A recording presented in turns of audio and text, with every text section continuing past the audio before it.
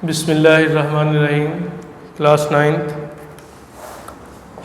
13th lecture पढ़ रहे हैं हम, और आज हम बात करेंगे मास एनर्जी इक्वेशन की।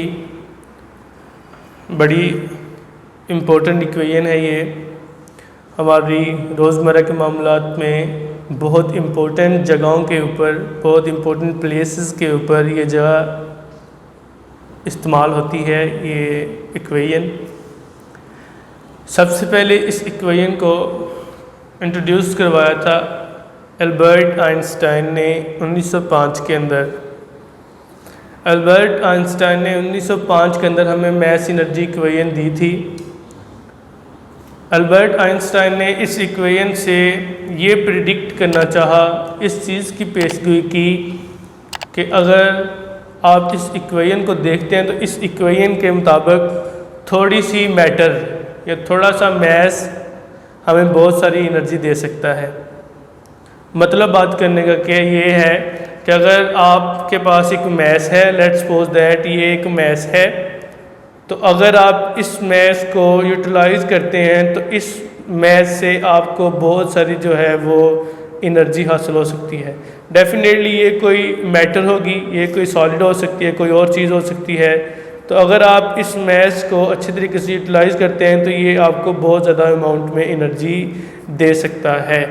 ये कोई सॉलिड हो, मैटर कोई सॉलिड हो सकती है, कोई और चीज़ हो सकती है। मतलब बात करने का कि लॉस इन मैस आपको बहुत ज़्यादा जो है वो एनर्जी दे सकती है। इसकी अगर आपने एग्जांपल देखनी है तो देखें, ये जितने भी न्यूक्लियर पावर प्लांट्स हैं हमारे, जहाँ पे न्यूक्लियर रिएक्शंस होते हैं, तो उन न्यूक्लियर रिएक्शन में तो बेसिकली यही हो रहा होता है कि आपके पास फ़र्ज़ कर लें कि आपके पास एक छोटा सा टुकड़ा है, स्मॉल पीस ऑफ यूरेनियम है। तो आपको पता है कि ये जो है वो रेडियो एक्टिव एलिमेंट है यूरेनियम। तो यूरेनियम जब आप उसको थोड़े से मैस को चेंज करेंगे या थोड़े से मैस को आप यूटिलाइज़ करेंगे तो वो आपको बहुत ज़्यादा एनर्जी देगा। देखें ना, जो न्यूक्लियर रिएक्शन हो रहते हैं तो वो न्यूक्लियर रिएक्शन आपको फिशन रिएक्शन की फॉर्म में भी हो सकते हैं, फ्यूजन रिएक्शन की फॉर्म में भी हो सकते हैं, तो वो आपको बहुत ज़्यादा एनर्जी देते हैं। तो इसने भी यही प्रिडिक्ट किया था कि मैटर को हम एनर्जी में चेंज कर सकते हैं, या अगर थोड़ा सा मैस है तो थोड़ा सा मैस अगर उसको हम यूटिलाइज़ कर लेते हैं इस इक्वेशन के मुताबिक तो ये हमें बहुत सारी एनर्जी दे सकता है। ये इक्वेशन थी आपके पास, E is equal to M C square. E यहाँ पे एनर्जी है और एम यहाँ पे मैस है और सी जो है वो है स्पीड ऑफ लाइट। तो सी का स्क्वायर है तो स्पीड ऑफ लाइट जो है आपको पता है कि स्पीड ऑफ लाइट होती है 3 × 10⁸ मीटर है पर सेकंड। ये इक्वेशन हमें ये बताती है कि स्मॉल क्वांटिटी ऑफ मैटर से हम बहुत ज़्यादा एनर्जी हासिल कर सकते हैं। इसका जैसे मैंने अभी बात की है कि हमारे न्यूक्लियर पावर प्लांट्स के अंदर जो भी रिएक्शन हो रहे होते हैं वो on the base of this mass energy equation जो कि एल्बर्ट आइंस्टाइन ने हमें दी थी। हमारे जितने भी न्यूक्लियर पावर प्लांट्स हैं, सन के अंदर भी इसी तरह के रिएक्शन हो रहे होते हैं और स्टार्स के अंदर भी इसी तरह के रिएक्शन दे रहे होते हैं। ये इक्वेशन बताती है कि मैस छोटा सा हमें बहुत सारी एनर्जी दे सकता है। तो सन के अंदर भी चूँकि फ्यूजन रिएक्शंस हो रहे होते हैं, स्टार्स के अंदर भी हो रहे होते हैं, तो वो छोटे मैस जो है वो आपको कितनी ज़्यादा एनर्जी जो है वो दे रहे होते हैं, आपके सामने ही है। आप उससे लाइट एनर्जी हासिल करते हैं, आप उससे हीट एनर्जी हासिल करते हैं। तो देखें, सूरज से सारी एनर्जी नहीं आ रही होती। अगर सूरज की सारी एनर्जी आ जाए तो फिर तो बहुत मामला ख़राब हो जाए, आप उसको कंट्रोल नहीं कर सके।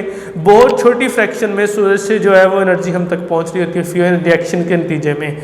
तो ये थोड़ी सी एनर्जी पूरी दुनिया के अंदर लाइफ को जो है वो लेके चल रही है, ज़िंदगी का जो है वो निज़ाम चला रही है, सूरज से आने वाली छोटी सी लाइट। तो इस तरह से स्मॉल मैस जो है वो अगर चेंज हो जाए एनर्जी में तो वो बहुत ज़्यादा एनर्जी क्रिएट कर सकता है। ये हमें मास एनर्जी इक्वेशन ने बताया था। तो इसको आपने अच्छे तरीके से याद रखना है कि एल्बर्ट आइंस्टाइन ने 1905 के अंदर जो है वो एनर्जी की इक्वेशन हमें दी, जिसे मास एनर्जी इक्वेशन कहा जाता है।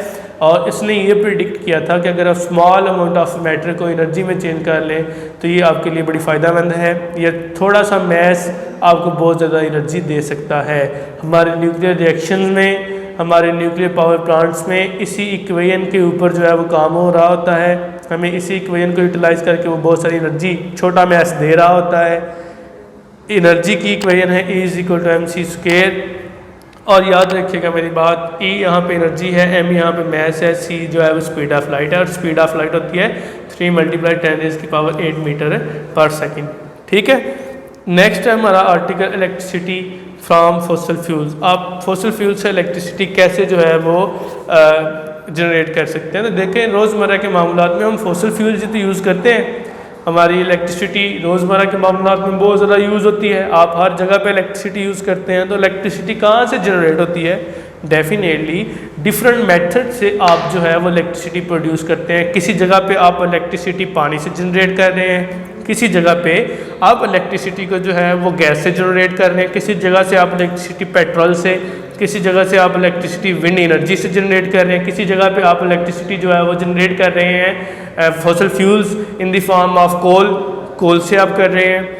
मुख्तसर बात करने का मतलब ये है, किसी जगह पे आप सन से, सूरज से जो है वो इलेक्ट्रिसिटी जनरेट कर रहे हैं। तो बहुत सारे मेथड हैं डेली लाइफ के अंदर जिनसे आप इलेक्ट्रिसिटी जनरेट करते हैं। लेकिन फॉसिल फ्यूल्स, क्योंकि फॉसिल फ्यूल्स में ऑयल, पेट्रोल, गैस और कोल आ जाता है, तो आप इन ऑयल, पेट्रोल या फॉसिल फ्यूल सादा सा कह लें, इससे कैसे इलेक्ट्रिसिटी जनरेट कर सकते हैं। तो कहता है हमारी रोज़मर्रा के मामलात की बहुत सारी बिजली जो है वो सिर्फ हम किससे हासिल करते हैं? फॉसिल फ्यूल से ही हासिल करते हैं। तो फॉसिल फ्यूल में आपके पास जो है कैसे प्रोसेस होता है मैं आपको बता देता हूँ। सबसे पहले जो फॉसिल फ्यूल की होती है केमिकल एनर्जी, क्योंकि फॉसिल फ्यूल्स में केमिकल रिएक्शंस हो रहे होते हैं, तो chemical energy as a input काम करती है।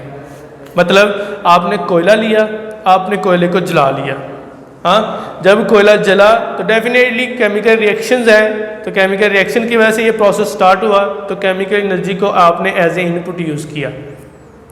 ठीक है, अब देखें, जब आपने उसको जला लिया, कोयले को जला लिया, तो कोयले से क्या प्रोड्यूस हुई? हीट एनर्जी प्रोड्यूस हुई। हीट एनर्जी को आपने यूटिलाइज़ किया। फॉर एग्जांपल आपने बॉयलर रखा हुआ है, तो आपने उस हीट एनर्जी को यूटिलाइज़ किया, और उस बॉयलर के अंदर अगर पानी है तो पानी को आपने जो है वो स्टीम में कन्वर्ट करना शुरू कर दिया। तो वो केमिकल एनर्जी जो इनपुट के तौर पे आपने कोयले की जलाई, गैस की जलाई, पेट्रोल की जलाई, उससे आपने क्या करना शुरू कर दिया? उसने आपने स्टीम प्रोड्यूस करना शुरू कर दी। मतलब आप अभी जो है इनिशियल प्रोसेस के अंदर है, बर्निंग प्रोसेस के अंदर आपने कोयला जलाया, कोयले से आपने हीट एनर्जी ली, और हीट एनर्जी ने उस बॉयलर के अंदर क्या बनानी शुरू कर दी? स्टीम बनानी शुरू कर दी। ठीक है, अब देखें, याद स्टीम है, तो जब आप गर्म कर रहे होंगे तो स्टीम एक हद तक, यानी कि एक मैक्सिमम रेंज तक गर्म होगी, उसकी कोई पोटेंशियल एनर्जी होगी। तो वो जो स्टीम जिसकी कोई पोटेंशियल एनर्जी है, उस पोटेंशियल एनर्जी को जब आप ऊपर से ढक्कन खोलेंगे तो पोटेंशियल एनर्जी जो है उसको आप यूज़ करेंगे टरबाइन को टर्न करने के लिए, टरबाइन को चलाने के लिए। तो यहाँ पोटेंशियल एनर्जी किस में चेंज हो गई है? काइनेटिक एनर्जी के अंदर चेंज हो गई है। ठीक है, स्टीम की एक हाइक थी कि वो इतनी ही गर्म होगी, जब वो शदीद गर्म हुई, आपने जब उसको यूज़ किया टरबाइन को चलाने के लिए, तो पोटेंशियल एनर्जी किस में कन्वर्ट होगी? काइनेटिक एनर्जी के अंदर। कैसे? टरबाइन जब चलेगी तो वो काइनेटिक एनर्जी में कन्वर्ट हो जाएगी। ठीक है, तो ठीक है जी, अब टरबाइन चल गई है। अब टरबाइन जब चल रही है तो अपनी मैकेनिकल एनर्जी को किस लिए यूज़ कर रही है? ताकि वो जो टरबाइन का जनरेटर है उसको रन कर सके। जब वो जनरेटर चलेगा तो जनरेटर के चलने से क्या हासिल होगी? इलेक्ट्रिसिटी हमें हासिल होगी। तो इस तरह से ये एक फ़्लो है कि आप कैसे केमिकल एनर्जी को पहले आपने एज यूज़ किया इनपुट, आपने जलाया, जलाने से आपने बॉयलर के अंदर पानी को गर्म किया, उसकी स्टीम बनाई, स्टीम बनाने के बाद आपने उसको टरबाइन चलाने के लिए यूज़ किया। जब टरबाइन चली तो टरबाइन की मैकेनिकल एनर्जी यूज़ हुई इलेक्ट्रिक जनरेटर को चलाने के लिए। जब जनरेटर चल गया उस टरबाइन की एनर्जी के साथ, तो कहता है उस इलेक्ट्रिक जनरेटर के चलने से आपके पास क्या हासिल होगी? आपके पास इलेक्ट्रिसिटी हासिल होगी। तो इस तरह आप फॉसिल फ्यूल से इलेक्ट्रिसिटी हासिल करते हैं। पहला प्रोसेस क्या था? बर्निंग प्रोसेस था कि केमिकल एनर्जी आप जो है वो यूटिलाइज कर रहे थे। फिर आपने जो है उस केमिकल एनर्जी से बनने वाली जो पोटेंशियल एनर्जी थी उसको यूज़ किया टरबाइन को चलाने के लिए। तो जब चलेगी तो काइनेटिक एनर्जी, वो जो टरबाइन रन हुई है उसने अपनी मैकेनिकल एनर्जी को यूज़ किया इलेक्ट्रिक जनरेटर को चलाने के लिए। जब इलेक्ट्रिक जनरेटर चला तो उसने आपको क्या दी? इलेक्ट्रिसिटी दी। तो ये आज का जो है वो आपका आर्टिकल था। दो चीज़ें आपने पढ़ी, मैस एनर्जी इक्वेशन और इलेक्ट्रिसिटी फ्रॉम फॉसिल फ्यूल। आसान है, इसको एक दफ़ा पढ़ लें, आपको इंशाल्लाह समझ आ जाएगी। अच्छे तरीके से इसको तैयार कीजिएगा। अस्सलाम वालेकुम रहमतुल्लाहि व बरकातहू।